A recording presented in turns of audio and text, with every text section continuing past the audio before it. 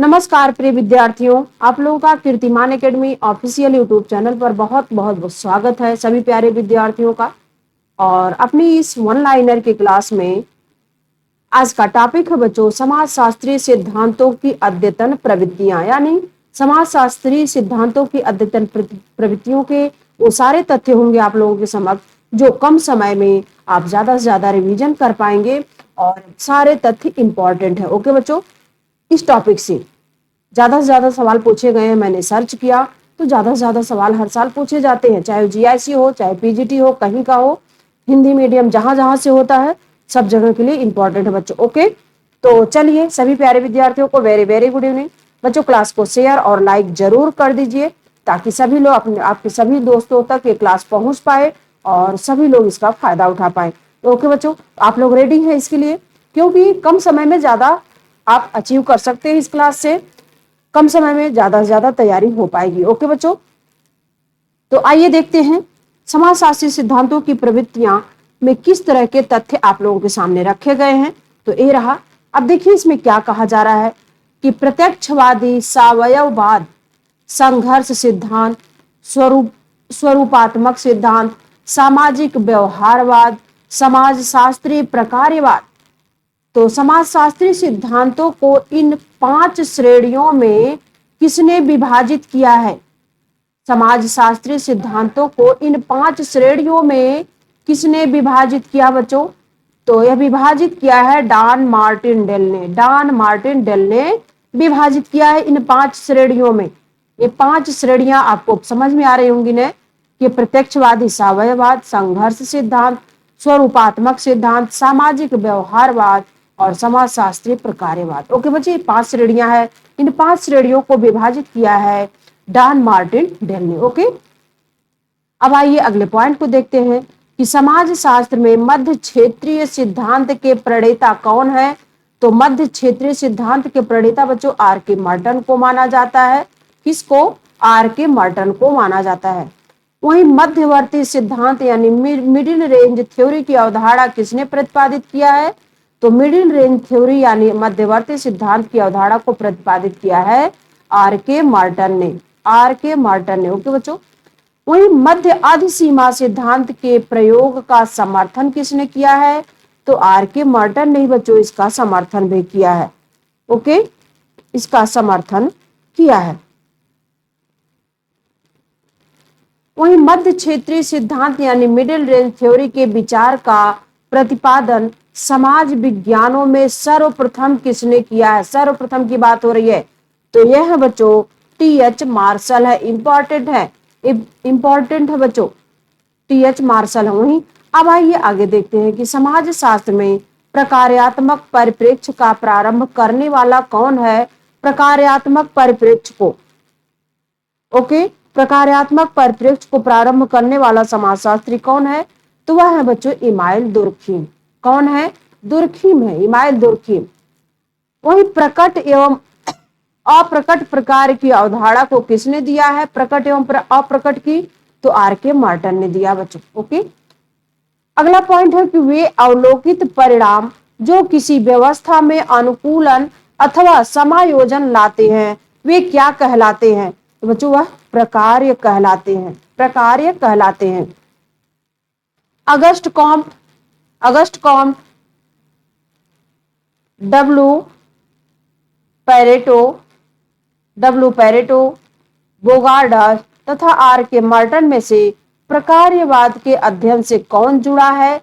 तो प्रकार्यवाद के अध्ययन से इनमें से मार्टन जुड़े हैं बच्चों, मार्टन जुड़े हैं। ओके,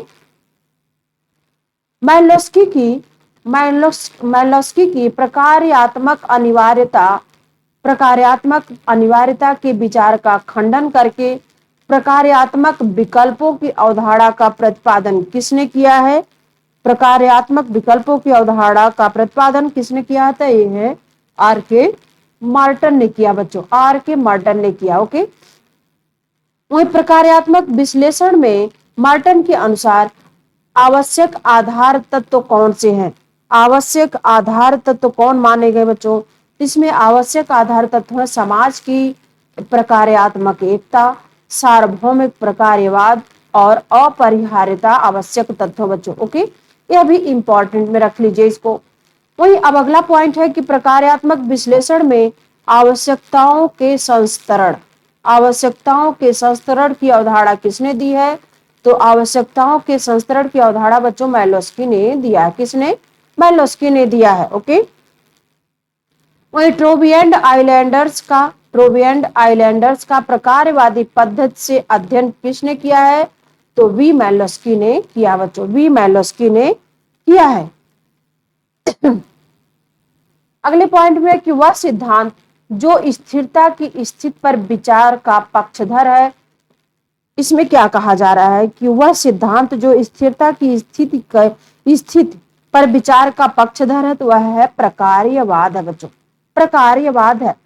अब अगला पॉइंट है कि Radha Kamal Mukherjee, G S. Ghurye, M N. Srinivas, A R. Desai में से जो प्रकार्यवाद सिद्धांत के समर्थक हैं, तो बच्चों प्रकार्यवाद सिद्धांत के समर्थक इसमें से एम.एन. श्रीनिवास है। Okay, M.N.. श्रीनिवास है। ओके, वही अब आगे क्या कहा जा रहा है कि सामाजिक प्रघटना को समझने के लिए, सामाजिक प्रघटना को समझने के लिए Jeffrey Alexander, Kingsley Davis, R K. Merton तथा जुर्गेन हैबरमास में से प्रकार्यात्मक उपागम को नहीं अपनाता है। तो इसमें से कौन नहीं अपनाता बच्चों? ये जुर्गेन हैबरमास नहीं अपनाता। ओके, जुर्गेन हैबरमास प्रकार्यात्मक उपागम को नहीं अपनाता है। ओके, वहीं B Malinowski, Herbert Spencer, P B. Young एवं ए.आर. ब्राउन में से प्रकार्यवादी सिद्धांत से संबद्ध नहीं है बच्चों। इसमें से कौन नहीं संबद्ध है प्रकार्यवादी सिद्धांत से? तो पी.बी. यंग नहीं संबद्ध है बच्चों, पी.बी. यंग नहीं संबद्ध है। ओके, अब आइए अगला पॉइंट कि प्रदर्शनात्मक उपभोग एक उदाहरण है किसका? प्रदर्शनात्मक उपभोग एक उदाहरण है किसका? उदाहरण बच्चों, तो यह है अव्यक्त प्रकार का उदाहरण होगा, अव्यक्त प्रकार का उदाहरण। ओके, यहां क्या कहा जा रहा है कि गलत कथन है बच्चों। तो बताइए गलत कथन क्या है?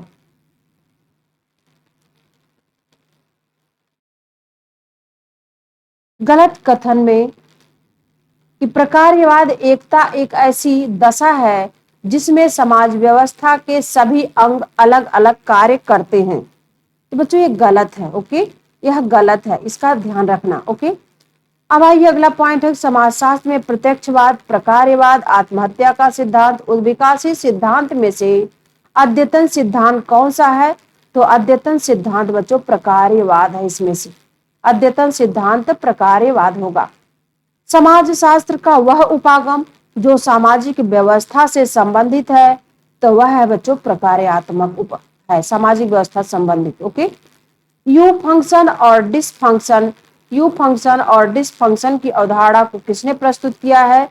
तो यू फंक्शन और डिसफंक्शन की अवधारणा को मैरियन जे लेबी ने प्रस्तुत किया है, मैरियन जे लेबी ने प्रस्तुत किया। ओके, अब आइए आगे देखते हैं कि प्रकार्यवादियों को उनके द्वारा दिए गए योगदान के काल क्रमानुसार व्यवस्थित है बच्चों। तो पहले नंबर पर दुर्खीम आएंगे, फिर मैलोस्की आएंगे, फिर रेडक्लिफ ब्राउन आएंगे, फिर टालकाट पार्सन्स आएंगे, लास्ट में आर.के. मर्टन आएंगे। तो यह बच्चों काल क्रमानुसार व्यवस्थित है, इसको ध्यान में रखते हुए आप लोग तैयार कर लीजिएगा। आर.के. मर्टन के अनुसार प्रकट प्रकार क्या है? आर.के. मर्टन के अनुसार प्रकट प्रकार क्या है बच्चों? यह अभिप्रेरित व स्वीकृति है, ये प्रकट प्रकार। ओके, मैलोस्की ने प्रकार्यवाद को बहुधा परिभाषित किया जाता है। मैलोस्की के प्रकार्यवाद को बहुधा परिभाषित किया जाता है। किस रूप में परिभाषित किया जाता है बच्चों? तो यह व्यक्तिवादी प्रकार्यवाद के रूप में परिभाषित किया जाता है। ओके, अब आइए अगला पॉइंट है कि सहयोग तथा अंतर्निर्भरता के रूप में स्तरित समाज में विभिन्न स्तरों के बीच संबंधों को कौन देखता है? तो एक प्रकार्यवादी देखता है, एक प्रकार्यवादी देखता है। ओके, अब आइए अगला पॉइंट है कि भारतीय शादी ब्याह में प्रदर्शनीय उपभोग का आधिक्य, यह दो बातों के संबंध में प्रयोग किया जा सकता है। तो प्रदर्शनीय उपभोग बच्चों किस रूप में होता है? एक तो धन का प्रदर्शन और अपने सामाजिक स्थिति का भी प्रदर्शन उसी के साथ होता है। आप लोग जुड़े हैं गांव से तो आपको अच्छे से पता होगा, अगर पड़ोसी ने 50 लाख खर्च किया है तो बगल का पड़ोसी अगर है या फिर पट्टीदार है तो वह भी पूरी कोशिश करता है कि हम भी, भले ना हो खेत बिक जाएगा, जमीन जायदाद बिक जाएगी, अपना मतलब सब कुछ वो खत्म करके वो भी उतना पूरा करने की कोशिश, दिखावा करने की कोशिश करता है। ओके बच्चों, तो इस बात का ध्यान रखते हुए आप लोग इसको याद रख ले अपना उदाहरण के तौर पर। अब आइए अगले पॉइंट को कि संस्कृति प्रकारवादी सिद्धांत का जनक माना जाता है किसको? तो मैलोस्की को माना जाता है बच्चों, मैलोस्की को माना जाता है। संस्कृति प्रकारवादी सिद्धांत का जनक मैलोस्की को माना जाता है। अब आइए अगला पॉइंट है प्रकार्यात्मक सिद्धांत सामाजिक, सांस्कृतिक और व्यक्तित्व व्यवस्थाओं पर आधारित कथन किसका है बच्चों? तो यह कथन टालकाट पार्सन्स का, किसका है? टालकाट पार्सन्स का कथन है। ओके बच्चों, टालकाट पार्सन्स का कथन है। अब आइए आगे देखते हैं। अब आगे देखिए क्या कहा जा रहा है कि कोई वस्तु जिसका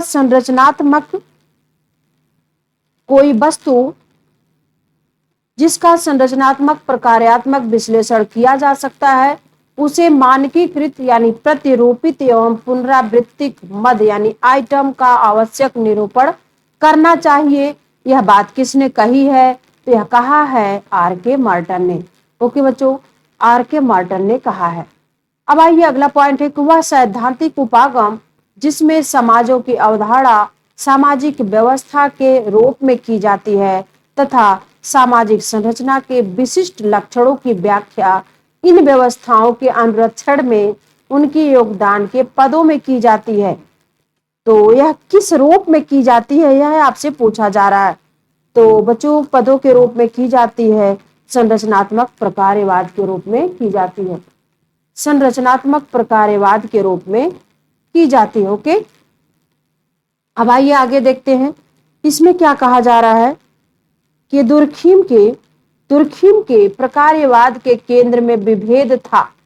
दुर्खीम के प्रकारवाद के केंद्र में विभेद था किस तरह का बच्चों? तो सामाजिक संगठन के सामान्य और व्याधिकीय रूपों के बीच में बच्चों विभेद था। ओके, रूपों के बीच में यह विभेद था, यानी normal and pathological, normal and pathological रूपों के बीच बच्चों विभेद था। ओके, दुर्खीम का प्रकारवाद के केंद्र में। आर के मार्टन ने अपने विचारों के आलोक में प्रकार्यात्मक वाद को संशोधित और कूटबद्ध किस रूप में किया है? तो समाज की प्रकार्यात्मक एकता और सार्वभौम के रूप में किया है। बच्चों यहां क्या पूछा? संशोधित और कूटबद्ध किया है। तो यह बच्चों किया समाज की प्रकार्यात्मक एकता और सार्वभौम प्रकार्यात्मकवाद और अपरिहार्यता के रूप में किया है। ओके, पूरा ये है। अब आइए अगले पॉइंट को देखते हैं कि अव्यक्त यानी अप्रत्यक्ष और व्यक्त यानी प्रत्यक्ष प्रकार्यवाद की अवधारणा को किसने प्रस्तुत किया है? तो प्रत्यक्ष और अप्रत्यक्ष प्रकार की अवधारणा को मार्टन ने प्रस्तुत किया। किसने प्रस्तुत किया है? मार्टन ने प्रस्तुत किया। ओके, अब आइए आगे देखते हैं कि आर के मार्टन के अनुसार व्यवस्था के अंगीकरण या समायोजन को कम करने वाले अवलोकित परिणाम कौन है? तो बच्चों ये है दुष्कार्य। अवलोकित परिणाम दुष्कार्य होगा। मार्टन द्वारा समाज के प्रकार्यात्मक विश्लेषण में केंद्रीय अवधारणाएं कौन है? तो केंद्रीय अवधारणाएं बच्चों प्रकार एवं विप्रकार है, प्रकार तथा विप्रकार और प्रादुर्भूत और अंतर्निहित प्रकार है। ओके बच्चों, ये यहां से लेकर यहां तक आप याद करिएगा। अब आइए अगला पॉइंट है, मार्टन ने लिखा है कि किस प्रकार साम्यवाद जैसी राजनीतिक विचारधारा साम्यवादी समाज में धर्म को प्रदान कर सकती है। तो वह है बच्चों प्रकारात्मक विकल्प है, प्रकारात्मक विकल्प है। ओके, अब आइए आगे देखते हैं कि रॉबर्ट के मार्टन के कथनानुसार व्यक्तियों, समूहों, समाज और संस्कृति के लिए सांस्कृतिक मद के विविध एवं विभिन्न परिणाम हो सकते हैं। यह कथन किससे संबंधित है बच्चों? यह कथन संबंधित है प्रकार्यात्मक एकता, सार्वभौमिक प्रकार्यवाद एवं प्रकार्यात्मक अपरिहार्यता के साथ संबंधित है। ओके बच्चों, इसके साथ संबंधित है।